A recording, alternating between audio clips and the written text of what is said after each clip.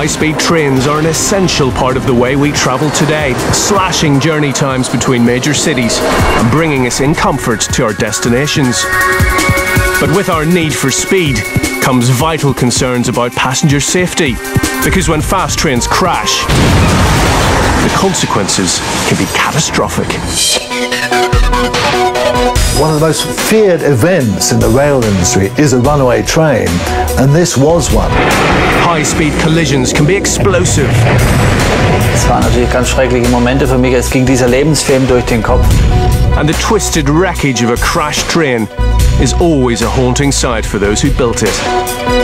Je dois vous dire que chaque fois que l'on a un accident dans le ferroviaire, on est pris comme ça.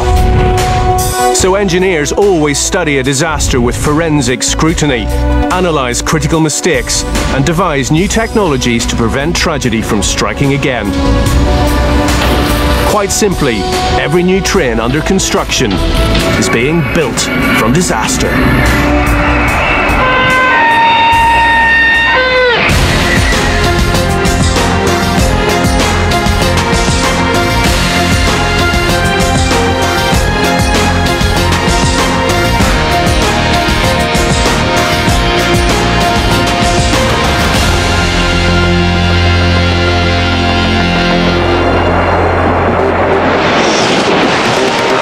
In April 2007, the world train speed record was broken in France with a lightning speed of 574.8 kilometers per hour. That's 200 kilometers faster than the takeoff speed of a Concorde. But when trains carry so many people at such great speeds, if there's a fault with technology, lives are at risk. In 1998, a German express train collided with a bridge, killing 101 people. In 1988, a runaway train with failed brakes smashed into a stationary train at the Gare de Lyon in Paris, killing 59. And in 1979, in the small Scottish town of Invergowrie, an express train continued through a stop signal, causing a collision that left 5 dead.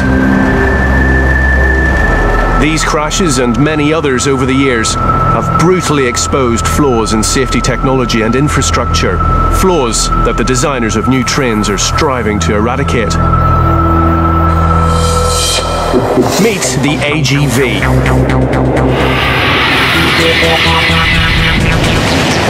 Set to roll out for commercial use in 2011, the AGV will be a modern titan of transit for the 21st century.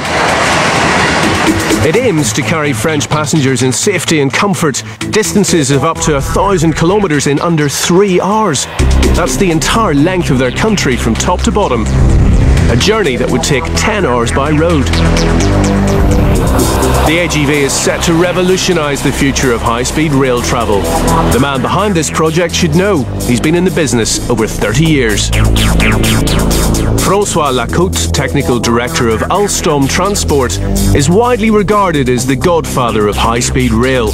And this is the prototype of his new creation. For Lacote, the AGV isn't just a train.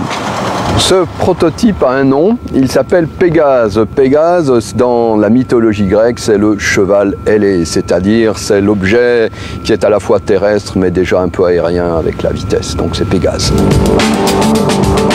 Pégase has been spreading its wings on a test track in the Czech Republic, and for months an onboard team of highly skilled train engineers have been monitoring its every move, because these people know what can happen if they don't get it right. Nous prenons toujours en compte, nous analysons tous les événements, les incidents, les accidents, de manière à faire profiter toutes nos conceptions nouvelles de cette expérience. Nous apprenons continuellement.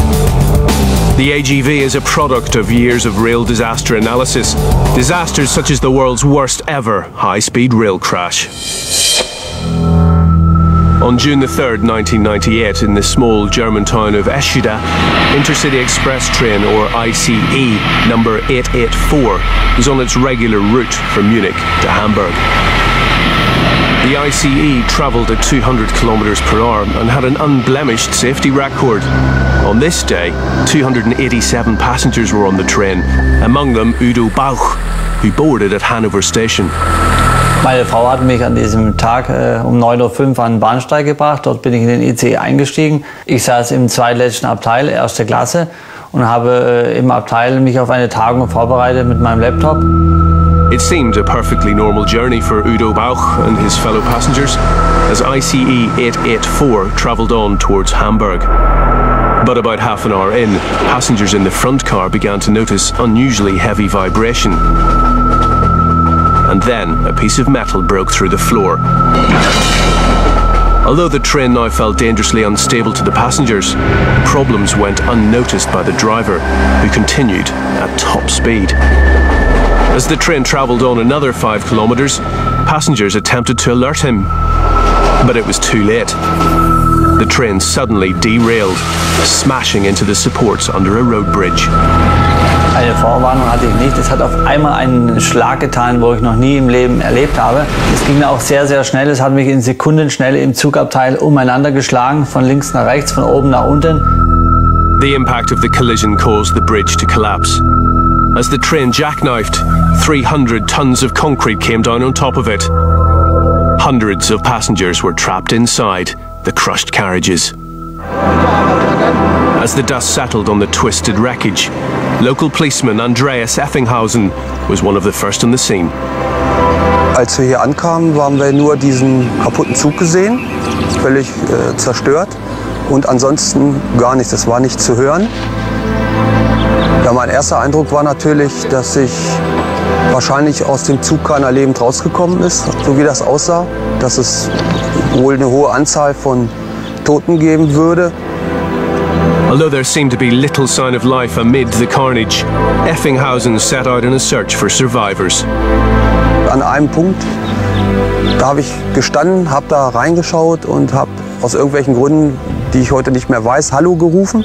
Und dann hat mir jemand geantwortet, und das war der Udo Bauch. In the crumpled wreckage that was the second to last carriage lay passenger Udo Bauch. Amazingly, he was still alive.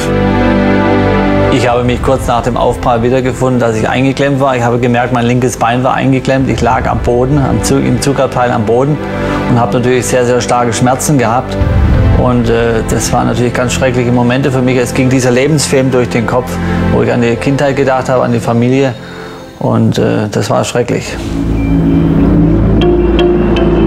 Although seriously injured, Udo Bauch was eventually freed from his mangled carriage, but many others were less fortunate. 101 passengers died in what remains the deadliest high-speed rail crash in history.